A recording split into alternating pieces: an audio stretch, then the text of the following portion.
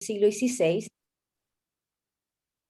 que comenzaron a regirse durante el siglo, a recopilarse, ¿no es cierto?, a hacerse una especie de síntesis de las distintas temáticas que aparecían, ¿no es cierto?, en el gobierno de la ciudad, y a partir de eso plantearme qué sucedía, ¿no es cierto?, cuáles fueron las medidas sanitarias o vinculadas a momentos de epidemia o pestilencia, como se decía en la documentación de la época, durante el siglo XV, vinculando esto, ¿no es cierto?, con registro hospitalario, pero también hay otras preguntas que me hago para a futuro abordarlo.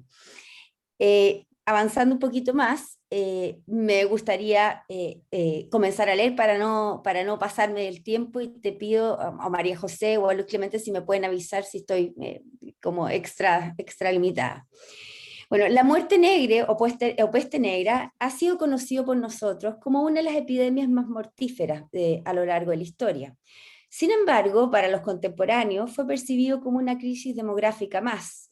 Como bien explica Guillem Roca, recién con, entre comillas, la aparición de los ciclos pestíferos recurrentes, fue cuando se tuvo conciencia de que 1348 había sido el inicio de un nuevo tipo de mortandades.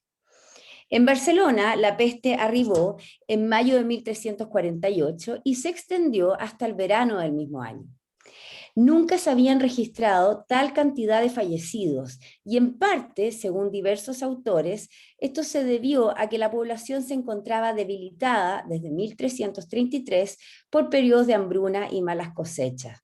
En los registros de Bruniquer se indicaba que debido a las grandes carestías y pestes del año mencionado, murieron en poco tiempo más de 10.000 personas. Clara Jauregui reconoce la dificultad de observar en la documentación evidencias sobre la peste negra. Por ejemplo, la documentación notarial tiene un vacío que luego, ¿no es cierto?, se compensa en un momento posterior. Esto puede deberse a la interrupción del registro debido al impacto de la epidemia o más bien a la pérdida de los escritos a lo largo del tiempo, lo que contrasta con los textos desde el ámbito de la salud, donde varios médicos escribieron sobre la peste, sus causas y prevenciones en diferentes lugares de la Europa mediterránea. Quizás el más conocido para el ámbito de la Corona de Aragón es el texto de Jacques d'Agremont. A pesar de ello, los trabajos arqueológicos en la Basílica de los Mártires Justo y Pastor reflejan el drama vivido al poner en evidencia la presencia de fosas comunes y la alta mortandad presente. Las rúbricas permiten identificar el drama del momento. El día 2 de mayo de 1348 se realizó una procesión con la presencia de muchos sacerdotes de la catedral, parroquias y monasterios. Iban acompañados de hombres y mujeres que partieron desde la Seu, desde la catedral, se dirigieron a la iglesia de Santa María del Mar, cruzaron el Born al portal de San Damián, al portal Nou, a San Per, para luego dirigirse a la Plaza Santa Ana, a la Figuera Cucurella y el Horno dels Arcs. Finalmente, toda la multitud volvió a la catedral. Se indicaba también que hubo gran mortandad en Barcelona y que esto duró todo el mes de julio, muriendo en el mismo año los 4 consejeros y casi todos los del Consejo de Ciento. Después de 2 años, los consejeros decidieron contratar a Ramón Tesaraj, maestro en artes y medicinas, por un tiempo de 10 años para que sirviera a las gentes de la ciudad. Se le pagarían 100 libras anuales que serían repartidos en 4 cuotas a lo largo del año. Tras más de una década, el día 21 de enero de 1362, debido a la alta mortandad que había en Barcelona, se realizó la solemne misa de la Trinidad en la catedral, participando todos los representantes de las parroquias con sus cruces. Al mes siguiente, el día 18 de febrero, se celebró el jubileo papal para que todos los que fallecieran en las 3 semanas siguientes. En junio de 1371 se realizó una segunda procesión en cada una de las parroquias de Barcelona por la cantidad de personas que morían de glanola y otras muertes súbitas y que duró alrededor de un año.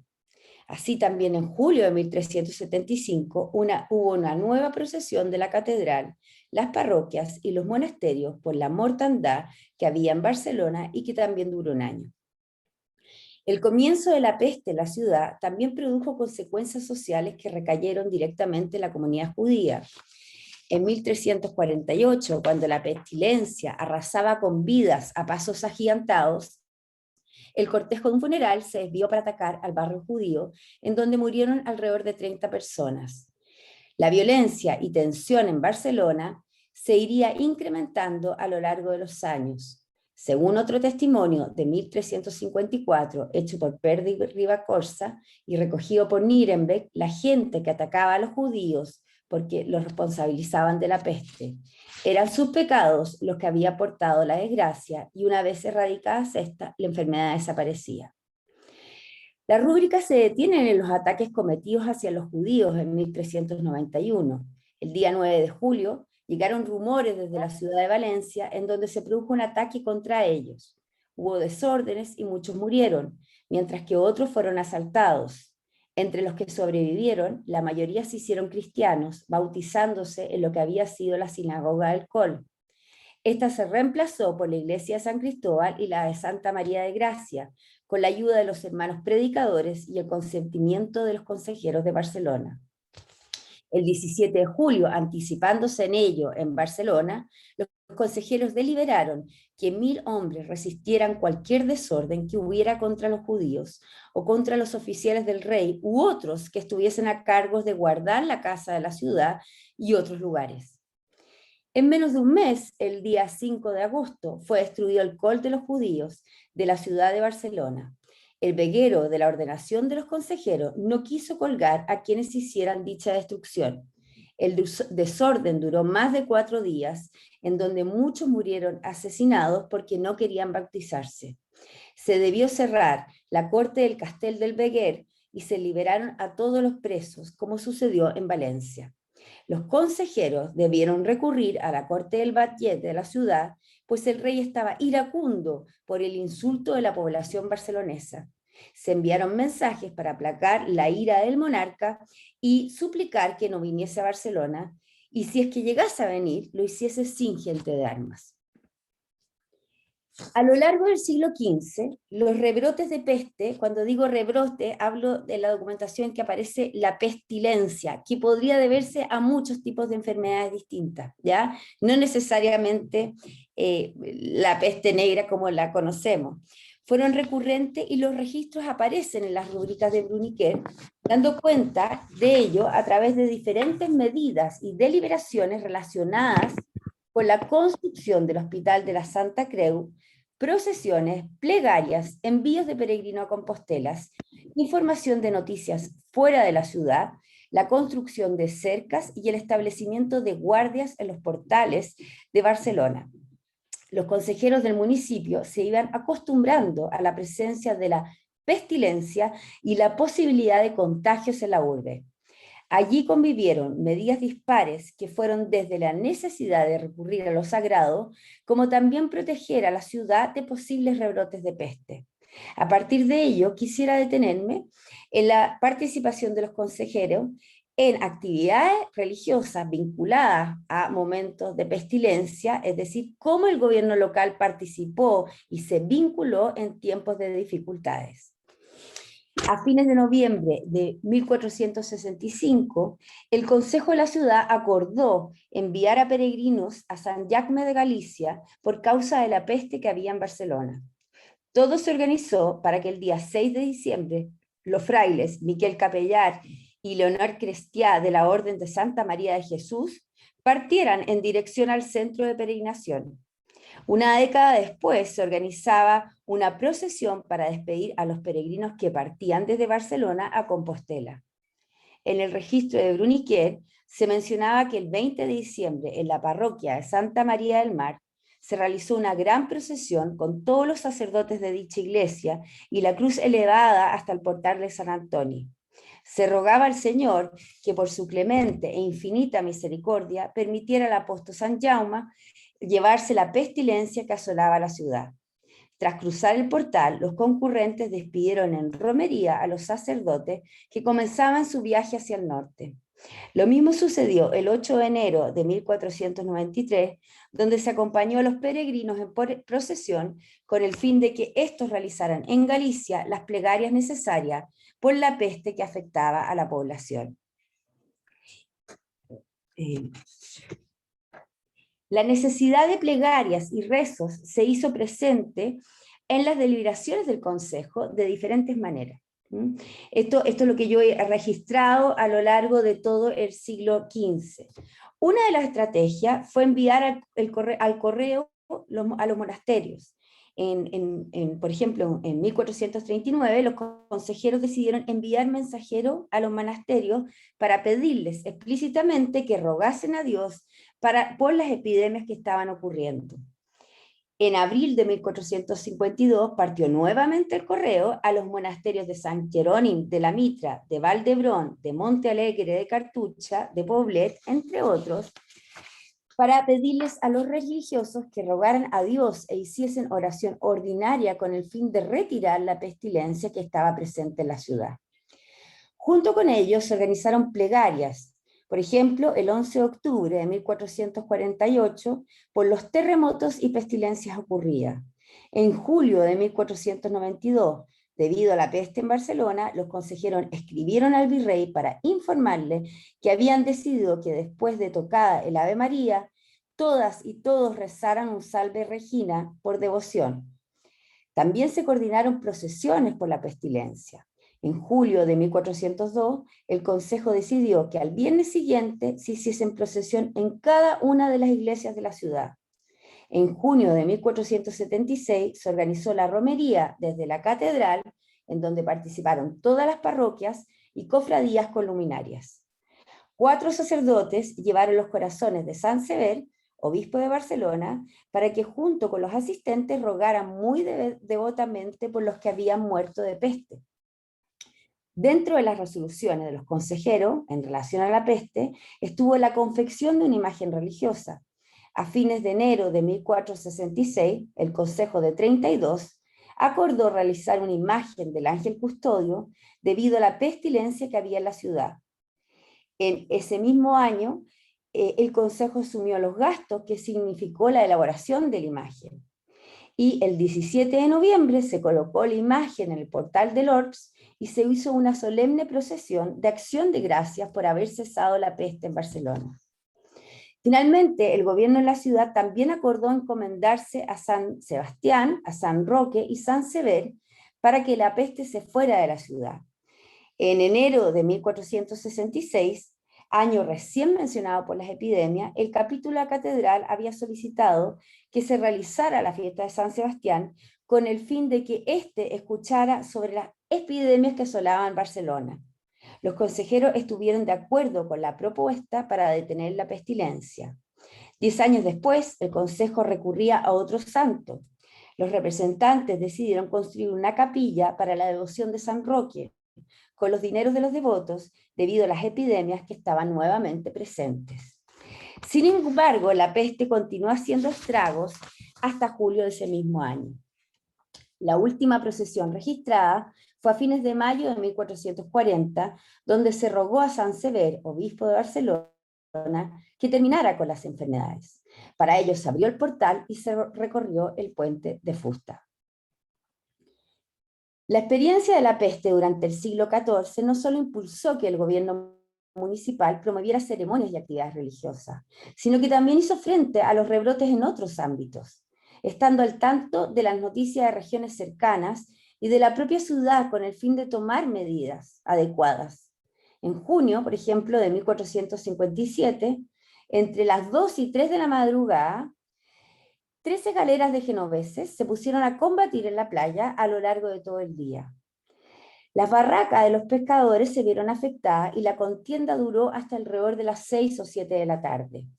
En esos momentos había peste en Barcelona, lo que mantuvo en alerta a las autoridades de la ciudad.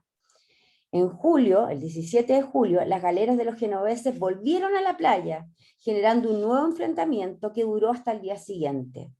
La ciudad armó una gran nave y persiguió a los genoveses hasta los mares de Blanes. La resistencia de los barceloneses fue tal que los italianos debieron huir rápidamente de allí. El enfrentamiento con las galeras genovesas formó parte de las medidas que existieron para proteger a los habitantes en tiempos de peste. En este sentido, la preocupación se hizo evidente cuando en junio de 1478 el rey advertía a los consejeros que en Aragón y Valencia la población se estaba muriendo de peste y por ello era necesario escoger a un grupo de personas para que hiciese una buena guardia de la ciudad. A su vez, a partir de la segunda mitad del siglo XV, las reuniones del Consejo fueron convocadas en varias ocasiones por motivos de la peste y la protección de la ciudad. Una de las medidas más comunes fue la decisión de realizar muros cuando la enfermedad comenzaba a anunciarse. Se comenzaron a construir cercas en mayo de 1457, en agosto de 1475, en marzo de 1483, en noviembre de 1489, en junio de 1493 y finalmente en julio de 1497. Es decir, esto significaba controlar el movimiento de la ciudad e impedir en algunas ocasiones el ingreso. Junto con ello, la alta mortandad provocada por las pestilencias impulsó en ciertas ocasiones al gobierno municipal la construcción de muros para los fallecidos. En enero de 1429 se decidió pagar a un sacerdote para que trabajara en los cercos de los muertos de las iglesias. Lo mismo sucedió en 1476, donde se contrató en esa ocasión al correo de la ciudad por 7 meses para acercar a los muertos de la peste. Y dejo para el final uno de los acontecimientos más importantes que inauguró el siglo XV y que tiene que ver con la construcción del Hospital de la Santa Creu. El 17 de abril se realizó el acto inaugural de la institución que aunaría los hospitales en un único gran hospital general. Tanto las autoridades eclesiásticas como el gobierno de la ciudad consideraron urgente la construcción de esta para el funcionamiento de la cosa pública. Si se observa el impacto de la peste negra en Barcelona desde 1348 y las diferentes medidas en torno al ámbito religioso, sanitario y político de las autoridades municipales en el 15, se comprende la relevancia de este para los habitantes más desvalidos de Barcelona. Las ordenaciones publicadas en 1417 dan cuenta de una compleja administración que estuvo a cargo de 4 personas de vida virtuosa, 2 canónigos en nombre del obispo y 2 ciudadanos escogidos por los consejeros de la ciudad. En este sentido, las palabras de Reis Fontanals permiten hacer eco de las descripciones realizadas en las rúbricas de Bruniquer. Las cito: siendo el hospital una especie de microcosmo dentro de las ciudades, cualquier hecho hospitalario influía en la ciudad y especialmente en sentido inverso. Cualquier acontecimiento urbano, guerras, asedios, llegada de ejército o barcos, epidemias, cambios demográficos, hambres o carestías, podía afectar a su población y por tanto a la gestión hospitalaria. En realidad se puede afirmar que el estudio de cualquier hospital y de la pobreza en todas sus dimensiones será siempre un fiel reflejo de la trayectoria histórica de las ciudades y ayudará a entender la compleja dinámica urbana.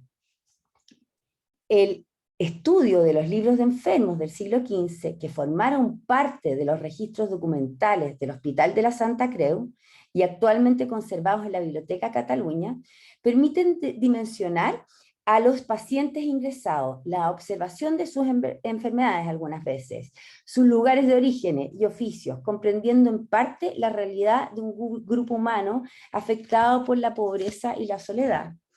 En los volúmenes estudiados se contabilizan 4.584 pacientes, de los cuales solo un 26% fueron mujeres.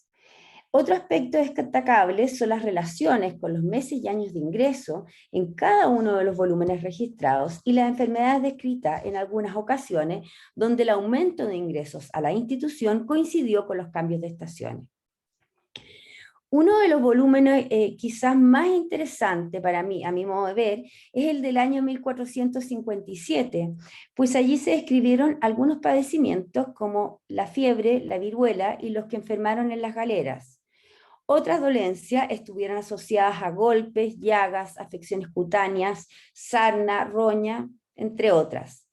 La descripción de la fiebre fue el recurso que es más utilizado y como plantea Mitre, estas no son precisamente una enfermedad mortal, salvo para los niños en los primeros meses de vida, pero debilitaban las defensas, haciendo el cuerpo más vulnerable para contraer otros males.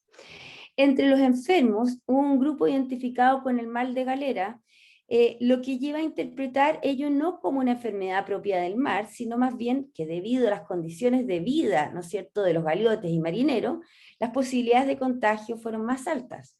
Esto es interesante, puesto que en 1457 la pestilencia estuvo presente, como ya se ha mencionado.